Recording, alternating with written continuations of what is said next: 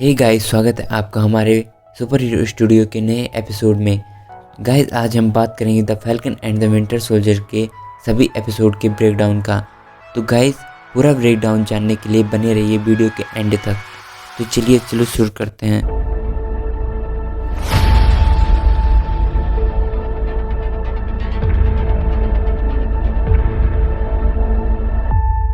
The falcon and the winter soldier के first episode की बात करें तो इस एपिसोड के शुरुआत में हमको सैम विल्सन, कैप्टन ने जो शील्ड उसको दी थी वो उसे म्यूज़ियम में जमा करा देता है।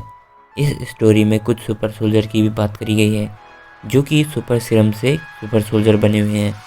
यहाँ देखने वाली बात यह है कि कैप्टन सैम को ये शील्ड दे के गए थे ताकि वो अगला कैप्टन बने, और सैम इस शील्ड को म्यूज़ियम में जमा करवा देता है।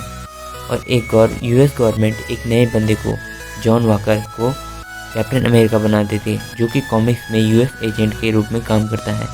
ये एक अच्छा इंसान नहीं है जो कि कैप्टन की जगह ले सके और शील्ड ले सके।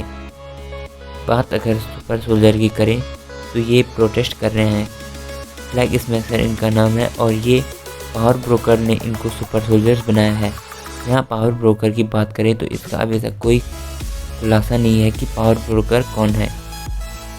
इस स्टोरी में बात अगर विंटर सोल्जर की करें तो वकांडा से आने के बाद ही अपने माइंड को रिलैक्स करने की कोशिश कर रहा है और थेरेपी ले रहा है। स्टोरी की तरफ जाएं तो फैल्कन और winter soldiers in super soldiers को रोकने की कोशिश करते हैं, जहां ये फाइट के बीच में जॉन वॉकर जो कि नया कैप्टन अमेरिका है उसकी एंट्री हो जाती है।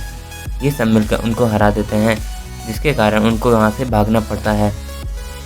फाइट में सुपर सोल्जर से बच के निकल जाने के बाद यहाँ मेन विलन की बात करें तो काली मोगनता इन सुपर सोल्जर्स की लीडर है। यहाँ हमें फैल्कन का साइडकिक भी दिखाया जाता है जो कि यूएस आर्मी का एक सोल्जर है जिसका नाम टॉरस है।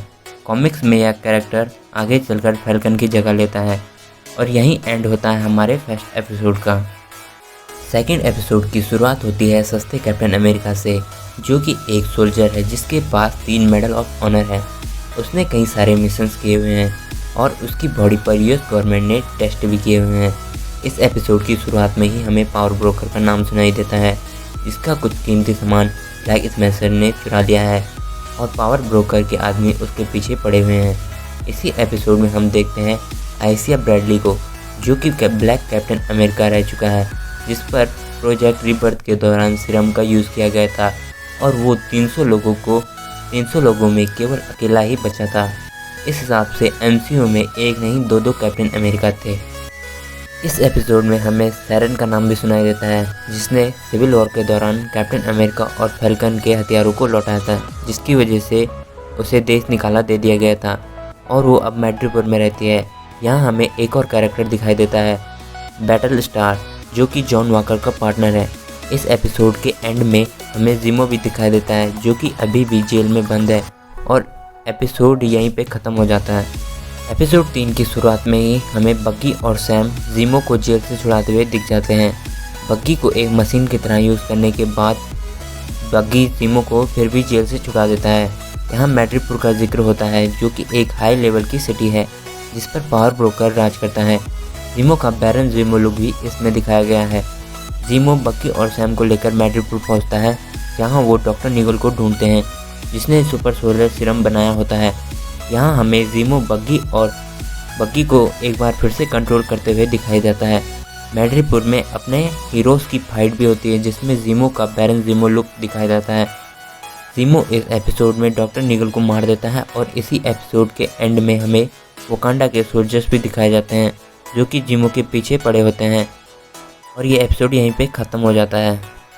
एपिसोड नंबर 4 की शुरुआत होती है बग्गी के अपने आप को रिकवर करने वाले वकांडा वाले सीन से, जिसके बाद हमें दिखाया जाता है बग्गी और डोरा मिलाजे की बातचीत, जिसमें डोरा मिलाजे कहती है कि तुम्हारे पास 8 घंटे हैं वाइट बुल्ब जीमो को जेल जाने से रोकने के लिए। ये नाम उसे वकांडा से मिला हुआ है।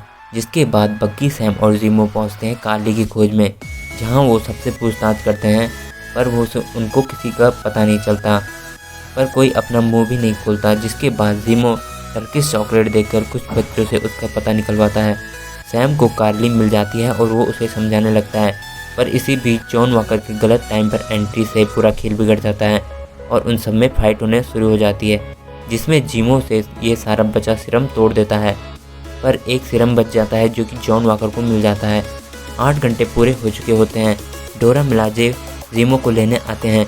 इस सब की नोकझोंक में कैप्टन और वकांडा वालों की फाइट होती है, जिसमें डोरा मिलाजे कैप्टन को आसानी से हरा देती है। इसी बीच जिमो वहाँ से भाग जाता है। आगे के एपिसोड में हमें जॉन सीरम लेता दिखाई देता है, जिससे वो काफ़ी एग्रेसिव हो जाता है। कार्ली से फाइट करने के लिए चला जाता है, जिससे बीच जॉन के पार्टनर की मौत हो जाती है। इसके बाद जॉन अपनी शील्ड से उस बंदे को मार देता है जिसकी वजह से उसके पार्टनर की मौत हुई, जिसने बैटल स्टार को मारा था।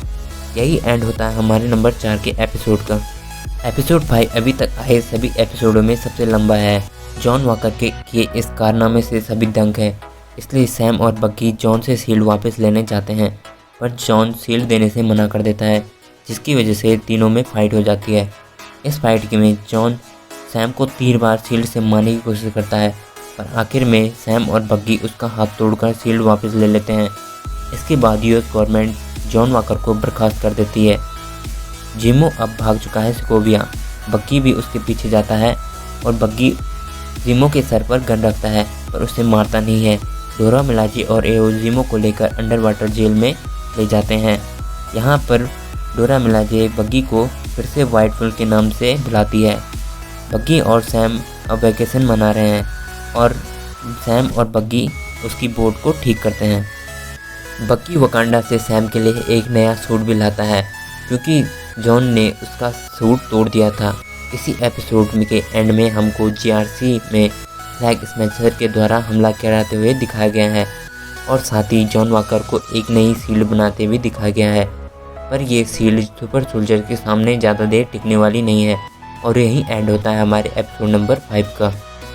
एपिसोड नंबर 6 इस सीरीज का आखिरी एपिसोड है। एपिसोड 6 की एंट्री में ही हमें सैम के नए सूट की झलक दिख जाती है। जीआरसी की बिल्डिंग पर अटैक हो चुका है और सैम की एंट्री अपने नए सूट के साथ यहीं पर होती है, जहां एक बंदा सैम को पूछता है कि ये कौन है, तो सैम कहता है मैं हूँ कैप्टन अमेरिका। इस तरह से सैम नया कैप्टन बन जाता है। जीआरसी के मेंबर्स को फ्लैग स्मैशर एक ट्रक में बैठाते हैं, जिसके बाद उन्हें बंदी बनाकर मारने की कोशिश करते हैं। इसी बीच एंट्री होती है जॉन वॉकर की भी, जो कि अपनी नई शील्ड लेकर पहुंचा होता है कार्ली से लड़ने। इसी सीन में बग्गी के काफ़ी ऊपर से गिरने वाला जंप भी दिखाया जाता है। ये सीन हमें डेडपूल मूवी में भी दिखाया गया था। इसी सीन में कार्ली जीआरसी के वैन को बिल्डिंग से गिराने की कोशिश करती है, पर यहीं से हमें जॉन की पॉजिटिव साइड भी दिखाई देती है, जहां जॉन कार्ली को छोड़कर वैन को बचाने की कोशिश करता है, पर वो नाकाम हो जाता है। पर सैम आकर उस वैन को बचा लेता है। इसी के बाद हमें पता चलता है कि मैड्रिपुर का पावर ब्रोकर कोई और नहीं बल्कि सैरिन है। कार्ली, सैरिन और सैम के बीच में लड़ाई शुरू हो जाती है, जिसमें कार्ली को गोली लग जाती है। आखिर में आइजिया को सैम जस्टिस दिला देता है। जॉन वॉकर अब CIA का एजेंट बन चुका है, और इसी एपिसोड का एंड सैरिन कार्टर के गवर्नमेंट रिहा कर देने से होती है, और ये एपिसोड यहीं ख़त्म हो जाता है।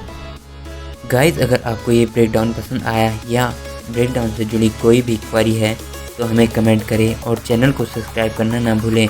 मिलते हैं एक नई वीडियो में, तब तक के लिए धन्यवाद।